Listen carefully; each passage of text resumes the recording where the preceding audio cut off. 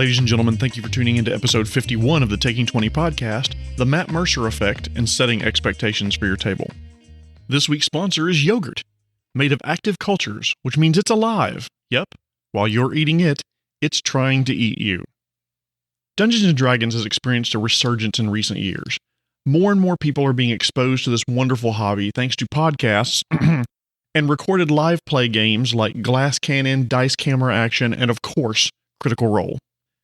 Critical Role is a live play podcast put out every Thursday and DM'd by Matthew Mercer. It is a major catalyst for driving the popularity of tabletop role-playing games. Now, the cast of the show will downplay this. They'll say they're just geeky friends who enjoy playing role-playing games and just happen to do so in front of a camera. I'm here to tell you that they are being way too coy about the range of their influence. These extremely talented men and women have positively impacted the game in ways that will be felt for years, maybe decades.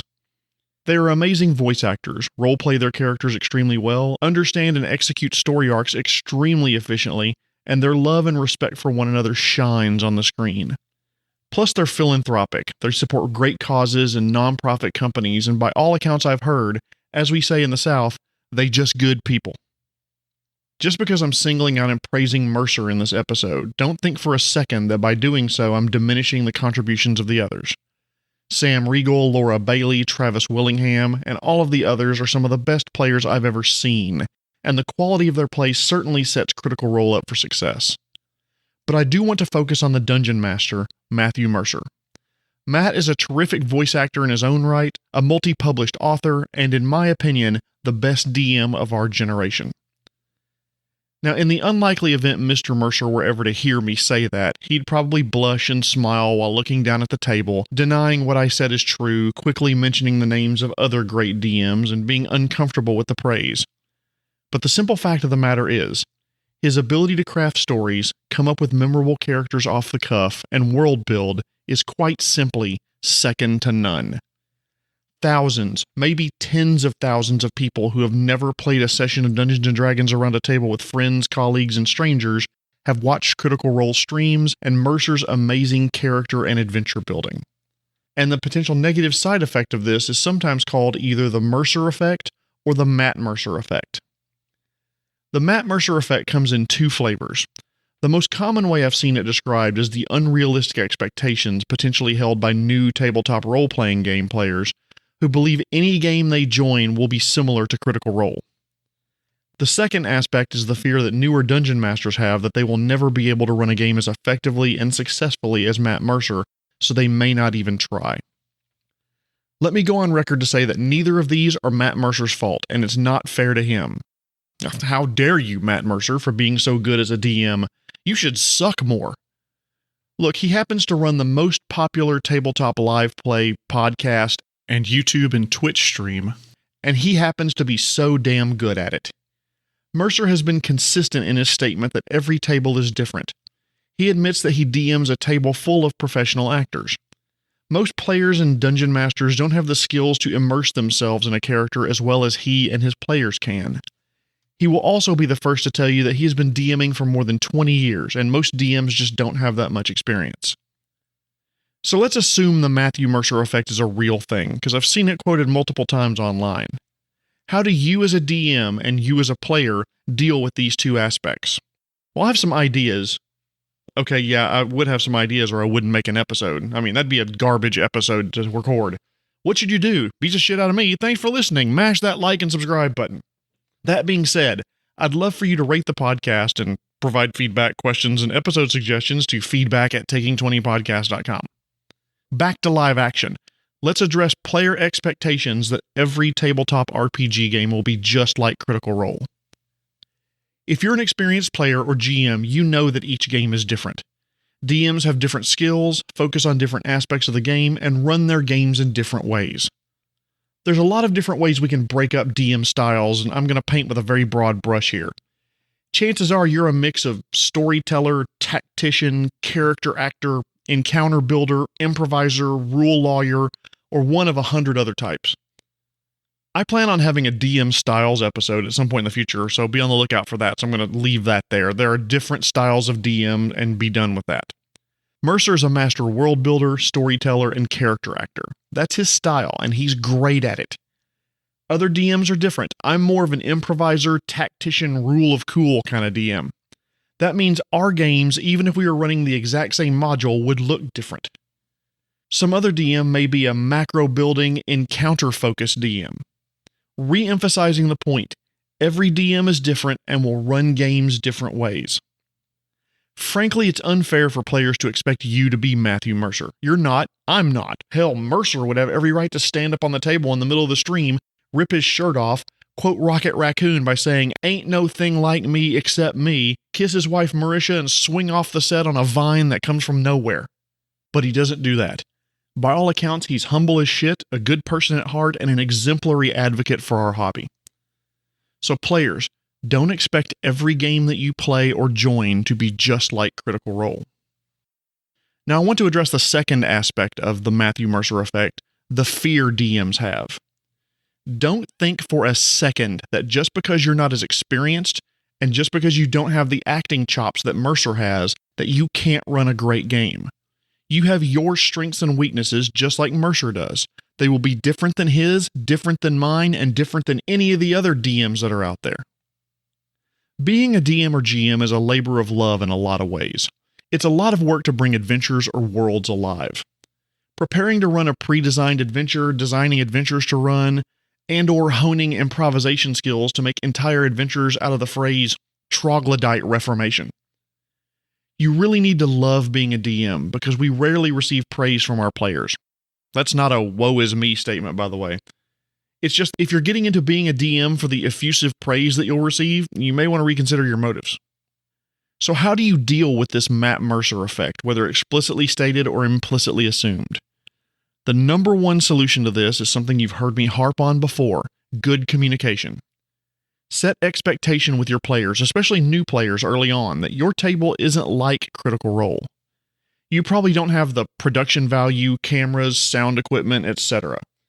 Your campaign isn't the Critical Role campaign, and it may not even take place in Exandria. Critical Role is role-play heavy. Role is in the name.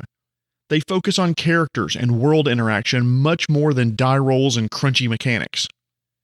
We don't want every table run by every DM everywhere to be a clone stamp of Critical Role. What makes your game and your DM's game so good is that it's uniquely yours. Each table is vastly different from one another, and that's what makes this game great. You and I could have been DMing for the exact same length of time, put similar groups together to run the exact same adventure, and our games and our tables are going to come out so differently from each other. Your game might wind up being a swashbuckling, epic action movie where the players storm the Rat King of Chicago's headquarters, ending the adventure by blowing it up while walking towards the camera and not looking at the explosion. You know, badass.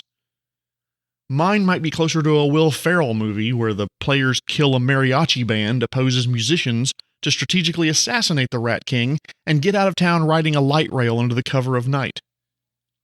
Variety is the spice of life. Different games make the hobby better.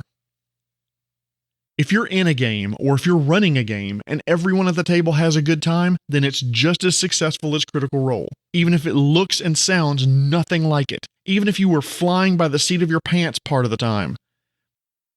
Second thing you can do to combat the Matt Mercer effect. Set the expectation that you handle NPCs differently than Mercer. You probably don't have the voice acting range to give each one a unique voice. You may not get into any kind of unique characters for random NPCs like shopkeepers or Tina the die-hard llama farmer. You may not even roleplay exchanges with merchants at all and just hand-wave the negotiation process. Again, that's okay. If your players aren't interested in that much roleplay, then skip it. That doesn't make your game substandard, it makes your game yours. Third thing you can do. Sit down with your players even before Session 0 to find out what kind of game they want to play in. If they want a Critical Role-like game and you feel like you can provide that role-play-heavy experience, then do your best and make the game yours. I guarantee you if Matthew Mercer sat down to play a game session with you as the DM, he'd tell you you did a great job. If you're not sure if you can run a game like Critical Role that's role-play-heavy, then have a frank discussion with the player. Explain to them your DM style and what your vision is for the campaign. Discuss how it would be different than their expectations. Which, as an aside, what if you don't know what your DM style is and don't know what kind of game you'd like to play in? Well, now's the time to consider it. Like role-playing versus role-playing, see episode 27 for more on this. Do you like games that focus more on the story or battle strategy? Do you like sweeping epics or focusing on the characters and the small stories? Do you like knowing and enforcing the rules as written, or are you more about the rule of cool? Do you like descriptive and serious, painting pictures with your words, or do you like things comedic and light? Your homework for this week is to fill in this blank. The type of tabletop RPG I'd prefer to be in or run would look like blank. Figure out what you would put in that blank. For me, I love RPGs that have character growth, defined plot arcs, comedy, and not letting the rules get in the way of fun. Think about what that would be like for you. Would that be a game that you would enjoy? If so, fantastic. But if not, what would you change? Each table is different, each group is different, so figure out what you would enjoy as far as an RPG experience. Anyway, I've strayed off topic. For maximum success, DMs and players should want the same type of game. Matthew Mercer is an amazing DM for a Matthew Mercer type game like Critical Role. Matthew Colville is an amazing DM for his game, The Chain. Troy LaValle is an amazing DM for the Glass Cannon podcast. If you mix their players around, the games probably wouldn't be as good. Don't get me wrong, everyone still would be just as talented, but in all three of the above cases, the players and the DM have committed to a certain style of game, and it makes for amazing stories. But the games are very, very different from one another. That doesn't make any one or the other one better, they are just different. And to finish that thought, by the way, throughout this episode I've been focusing on the Matt Mercer effect and making a lot of positive statements about him. But these same statements could apply to any of the great DMs that are out there. I mean, I could heap praise on Deborah Ann Waller, Matt Colville, Satine Phoenix, Adam Coble, too many others to list. But this is about the Matt Mercer effect due to the popularity of Critical Role. Now, suppose you're down on yourself because you don't think you're as good of a DM as any of these great DMs that I listed. Chances are you have other hobbies. Say you like archery. Do you watch archery competitions online or the Olympics and say, well, fuck, I'll never be that good, so why even try? I mean, do you expect everyone that you go to shoot arrows with to be as talented as an Olympian? Of course not. Simply because you view Matthew Mercer as a better DM than you doesn't mean that you shouldn't be a DM. Don't get wrapped around the axle that you're not Matthew Mercer or Satine Phoenix. Who gives a crap? Pick your story, get your players together, set up a DM screen, battle map, digital tabletop, get your snacks, and collaboratively tell your story. If there's something you like that they do and you'd like to incorporate into your game, use it. As I have said in other episodes, borrow, borrow, borrow, steal, steal, steal, great ideas. After my first episode of Critical Role I ever watched, I started saying, how do you want to do this for killing blows around my table? Do I feel cheap for doing it since I borrowed it from Matthew Mercer? No. It's a great and succinct way to get players involved in storytelling. When I watched Relics and Rarities, it made me reassess how I use traps and puzzles in my games. I used some of Deborah Ann Wall's triggers and puzzle ideas. Am I doing my players a disservice by borrowing from her? Absolutely not. Iron sharpens iron. We learn and improve from each other. DMs, if anything, don't be discouraged by watching DMs you think that are better. Learn from them. Use their techniques and make them your own. Players, find a game that fits with the type of game you'd like to play and play it. Commit to it. Even if you have no character voice or it sounds like Beyonce gargling a glass full of river rock. Maybe the DM doesn't even roleplay NPCs like Mercer does, and there's a lot more combat than you see on Critical Role. If there's an aspect of the game that you'd like to see more or less prominent at your gaming table, have a conversation with your DM about it, but recognize that this may not be her style. Good communication is key. I'll say it over and over again. If your suggested change isn't adopted and it doesn't break your fun, then accept the game for what it is and the DM for what he or she is. But if you need these changes to have fun, if it is breaking your ability to have fun at a table, then find another table. We DMs would rather you have fun at another table than grit your teeth and just bear it and tolerate our game. For good DMs, there will be no hard feelings, and believe me, we will shake your hands once we get through the COVID mess and wish you well. Most importantly for players, if you're committed to a game, support your fellow players and their stories. Support your GM and her stories. Immerse yourself in the game and have fun. The Mercer effect emerges from the false belief that every game should look like Critical Role and that every DM should behave like Matthew Mercer. Tabletop gaming groups should play the type of game they want to play, not what's popular for streaming. DMs, find and adopt your own style. Borrow what you like from other DMs and what works for you, your table, and your players. Continue to grow as a DM and be the best you DM that's ever been, rather than the second best Matthew Mercer. Ladies and gentlemen, thank you so much for listening this week. I once again want to thank our sponsor, Yogurt. It's eating you alive, which means it's like swallowing a ravenous rat whole. This has been episode 51 of the Matt Mercer Effect and Setting Expectations at Your Table. My name is Jeremy Shelley, and I hope that your next game is your best game.